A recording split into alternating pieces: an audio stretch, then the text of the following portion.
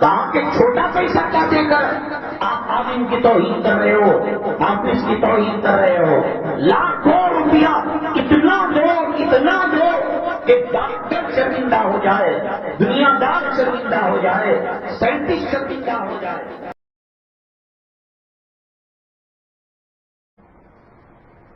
حضرت سیدنا ابو بکر صدیق رضی اللہ تعالیٰ عنہ نبی کریم جناب محمد رسول اللہ صلی اللہ علیہ وسلم کے وصال مبارک کے بعد جب خلیفۃ المسلمین امیر المؤمنین بنے تو کپڑے کا کاروبار کیا کرتے تھے، منڈے پر کپڑے کا گٹرا ڈالا اور گلیوں میں گھومنے لگے مدینہ طیبہ کی، کپڑا لے لو کپڑا لے لو۔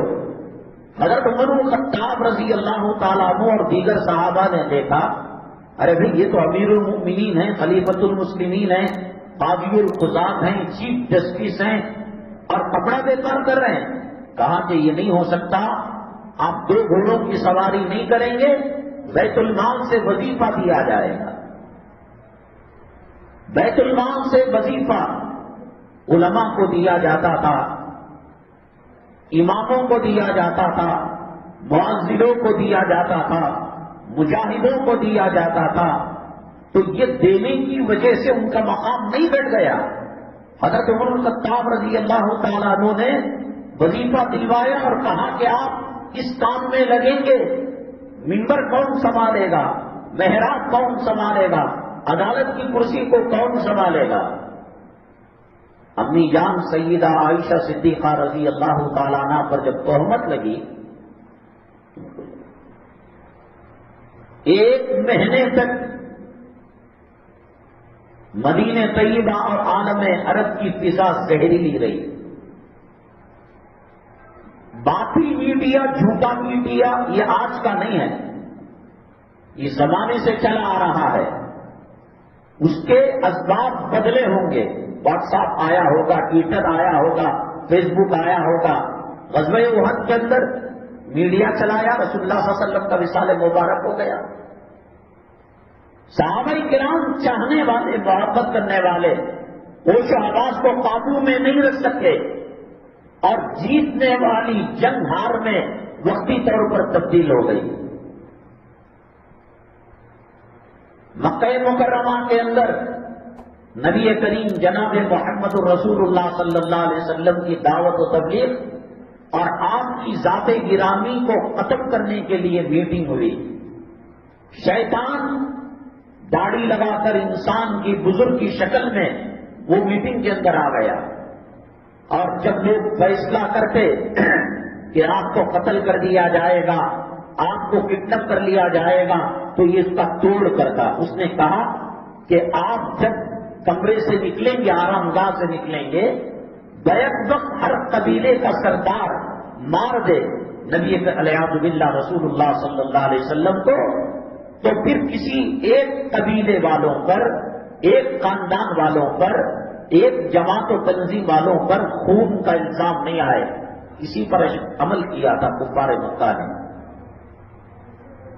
تو باقی میڈیا امی جان عائشہ صدیقہ رضی اللہ تعالیٰ عنہ کے تعلق سے منافقوں نے جو ہوا چلائی تھی، اس کو اس نے گرم کیا اور اس کو آگ لگائی پیٹرول ڈال کر۔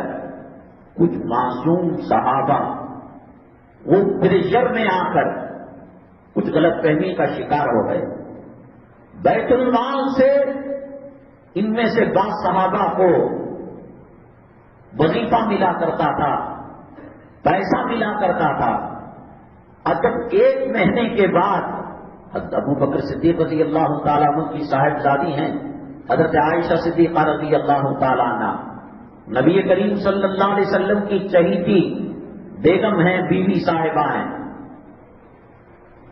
تو کچھ منافقوں کے علاوہ صحابہ کرام اس ہوا سے متاثر ہو گئے، تو ان کا وظیفہ کاٹ دیا ابو بکر صدیق رضی اللہ تعالیٰ عنہ نے۔ کمبختوں نبی کی بیوی اپنی ماں کے تعلق سے بدگمانی کا شکار ہو گئے۔ تمہاری بیٹیوں کے بارے میں، تمہاری ماؤں کے بارے میں اور تمہاری بیگمات کے بارے میں یہ افواہ چلے گے تو مانو گے، تو چپل نکال لو گے۔ اللہ تعالیٰ نے آیت کو نازل فرمایا، اور وہ جو آیت تھی سورہ نور کی، صحابہ نے کہا الا تحبون ان یغفر اللہ لکم، حضرت جبرائیل علیہ السلام پیغام لے کر آئے، اے ابو بکر صدیق، کیا آپ پسند نہیں کرتے کہ اللہ تعالیٰ تمہارے ساتھ رحم و کرم کا درگزر کا معاملہ کرے؟ وظیفہ جاری کرو، آپ بیت المال کے انچارج تھے، ان کو ختم مت کرو، کیا تم نہیں چاہتے اللہ تمہارے ساتھ مغفرت کا معاملہ کرے؟ رونے لگے ابو بکر صدیق رضی اللہ تعالیٰ، اللہ مجھے خطا ہو گئی، غلطی ہو گئی، میں آپ کے معافی نامے سے کیسے بانٹ سکتا ہوں؟ تو یہ سلسلہ وہیں سے تھا۔ آج کے امام کو اگر کوئی تہمت لگائے گا، تراویح کے بارے میں علماء کا سخت موقف تھا۔ حضرت تھانوی رحمۃ اللہ علیہ نے یہاں تک لکھا ہے کہ پیسوں کے بغیر پڑھانے والا حافظ قرآن تراویح پڑھانے والا نہیں مل رہا ہے، علم ترا کیفا سے پڑھا لو، مگر پیسے دے کر حافظ قرآن سے کلام پاک مت ختم کراؤ۔ حالات بدلے، زمانہ بدلا۔ مفتی سرور علی خان صاحب رحمۃ اللہ علیہ، میں سمجھتا ہوں کہ جنہوں نے پہل کی، کہا کہ چھوٹا پیسہ کیا دے کر آپ عالم کی توہین کر رہے ہو، حافظ کی توہین کر رہے ہو، لاکھوں روپیہ اتنا دو کہ ڈاکٹر شرمندہ ہو جائے، دنیا دار شرمندہ ہو جائے، سائنٹسٹ شرمندہ ہو جائے۔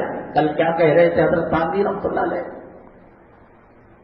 علم ترا سے پڑھا لو، چھوٹی صورتوں سے، اور آج کیا کہہ رہے ہیں؟ سب سے بڑی تنخواہ دو، ان کی عزت کو بڑھاؤ۔